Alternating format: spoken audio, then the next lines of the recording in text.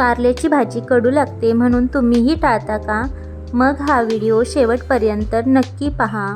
आज मी अशा काही छोट्या टिप्स सांगणार आहे ज्यामुळे कारल्याची भाजी चविष्ट, खमंग आणि कमी कडवट बनते. कारल्याची भाजी एकदा या पद्धतीने करून पाहिली तर पुन्हा पुन्हा हीच पद्धत वापराल.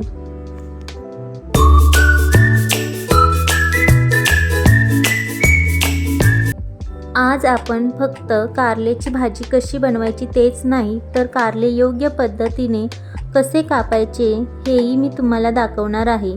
अनेक जण कारले कापताना गोंधळतात, त्यामुळे भाजीची चव आणि टेक्स्चर दोन्ही बदलू शकतात. म्हणून ही छोटी पण महत्त्वाची स्टेप अजिबात स्किप करू नका. सर्वप्रथम कारले स्वच्छ धुवून घ्या आणि दोन्ही टोकं काढून टाका. त्यानंतर कारल्याचे बारीक आणि सारख्या जाडीचे काप करा. अशा प्रकारे कापल्यामुळे मसाला प्रत्येक तुकड्यावर छान मुरतो आणि भाजीही एकसारखीच शिजते. म्हणून फक्त भाजी बनवण्याची रेसिपीज नाही तर कारले कापण्याची योग्य पद्धतही आजच्या व्हिडिओमध्ये दाखवली आहे. कारले कापून झाले आहेत. आता एक महत्त्वाची स्टेप करूया.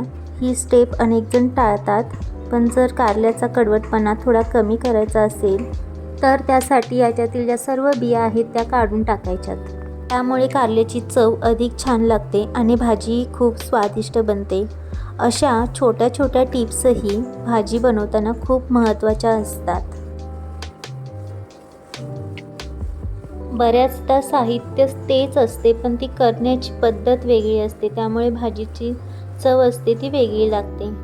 अशा प्रकारे कारल्यामधील सर्व बिया काढून घेतल्या आहेत आणि ही भाजी आता पुढच्या स्टेपसाठी तयार आहे. तुम्हाला ही भाजी सकाळी करायची असेल तर तुम्ही कारले रात्रीसुद्धा चिरून ठेवू शकता.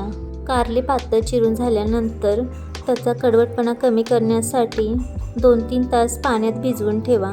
जर तुम्ही भाजी सकाळी करणार असाल तर रात्री चिरून रात्रभर ठेवलं तरी चालेल. चला आता रेसिपीला सुरुवात करूया. आता कारले हलकेच पिळून त्यातील पाणी काढून घेत आहे. हे पाणी बरेच जण फेकून देतात पण काही लोक ते पितात. आता भाजी बनवण्यासाठी शक्यतो पसरट कढई किंवा पसरट भांडे वापरा.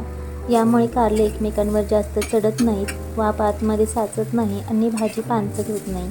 त्यामुळे भाजी कडू होत नाही. कारल्याचा प्रत्येक तुकडा छान परतला जातो, मसाला व्यवस्थित मुरतो आणि भाजीची चवही खूप छान लागते. ही छोटीशी टीप लक्षात ठेवा म्हणजे तुमची कारल्याची भाजी मोकळी, खमंग आणि स्वादिष्ट बनेल. आता आपण ही कारली मंद आचेवर छान भाजून घेऊया.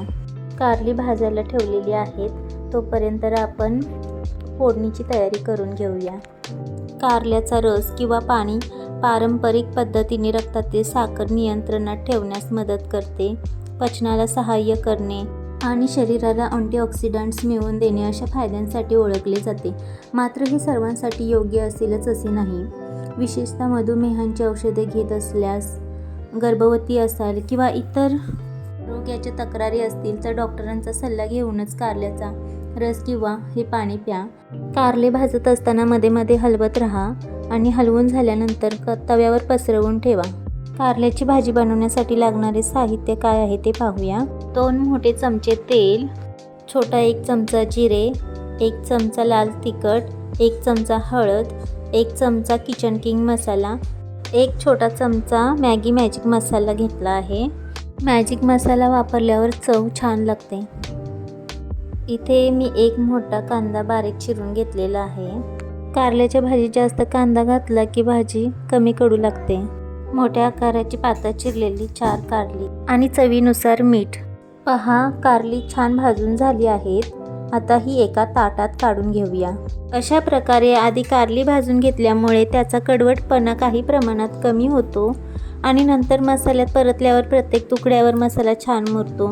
ही छोटीशी तयारीच भाजीची चव आणखी वाढवते. आता याच तव्यावर आपण फोडणी करून मसालेदार कारल्याची भाजी बनवायला सुरुवात करूया. आता त्याच तव्यात 2 मोठे चमचे तेल घालून ते चांगले गरम होऊ द्या. तेल गरम झाल्यावर जिरे घाला. जिरे तडतडू लागले की बारीक चिरलेला कांदा घालून हलका सोनेरी रंग येईपर्यंत छान परतून घ्या.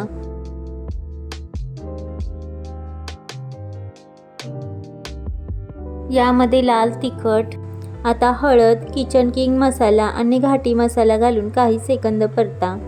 यामध्ये वापरलेला घाटी मसाला आम्ही घरीच बनवतो. तो कसा बनवायचा त्याचीही रेसिपी तुम्हाला हवी असेल तर नक्की कमेंट करून सांगा. मसाले हलकेच परता. मसाले जळणार नाहीत याची काळजी घ्या. तुम्हाला चिंच आवडत असेल तर तुम्ही यामध्ये चिंचसुद्धा घालू शकता. आता चवीनुसार मीठ घाला. मसाल्याचा छान सुगंध यायला लागला की पुढच्या स्टेपमध्ये आपण भाजून ठेवलेली कारली घालूया. आता भाजून ठेवलेली कारली घाला आणि मसाल्यासोबत सर्व साहित्य हलक्या हाताने एकजीव करून घ्या. व्हिडिओ आवडला असेल तर एक लाईक करा, तुमच्या मित्रमैत्रिणींसोबत शेअर करा आणि अशा सोप्या चविष्ट रेसिपी आणि मराठी व्लॉगसाठी माझ्या चॅनलला सबस्क्राईब करायला विसरू नका. सर्व साहित्य एकजीव झाल्यावर कारली व्यवस्थित तव्यावर पसरवून घ्या आणि त्यामध्ये मॅगी मॅजिक मसाला घाला आणि पुन्हा एकदा सर्व साहित्य हलक्या हाताने एकजीव करून घ्या. एक महत्त्वाची टीप, या भाजीवर झाकण ठेवू नका. झाकण ठेवलं तर वाफ तयार होते आणि भाजी मोकळी न राहता थोडी पानसट होऊ शकते आणि मग कडू लागेल. म्हणून मधून हलवत मंद ते मध्यम आचेवर झाकण न ठेवता भाजी छान परतून घ्या. यानंतर शेंगदाण्याचे कूट घालून पुन्हा एकदा व्यवस्थित मिक्स करा. शेंगदाण्याच्या कुटामुळे भाजीला खमंग चव येते, शिवाय मसालाही छान मुरतो. शेंगदाण्याची कूट घातल्यावर भाजी पूर्ण तव्यावर पसरवून घ्या आणि मधून हलवत मंद ते मध्यम आचेवर झाकण न ठेवता भाजी छान परतून घ्या. काही मिनिटातच खमंग आणि चविष्ट कारल्याची भाजी तयार होईल. आणि पहा, गरमागरम चपातीसोबत तयार आहे ही स्वादिष्ट कारल्याची भाजी. तर मंडळी, अशा सोप्या पद्धतीने आपली खमंग आणि चविष्ट कारल्याची भाजी तयार झाली आहे. पुन्हा भेटूया अशाच एका नवीन आणि स्वादिष्ट रेसिपीसोबत. तोपर्यंत काळजी घ्या, मजेत राहा आणि खात राहा. Bye bye.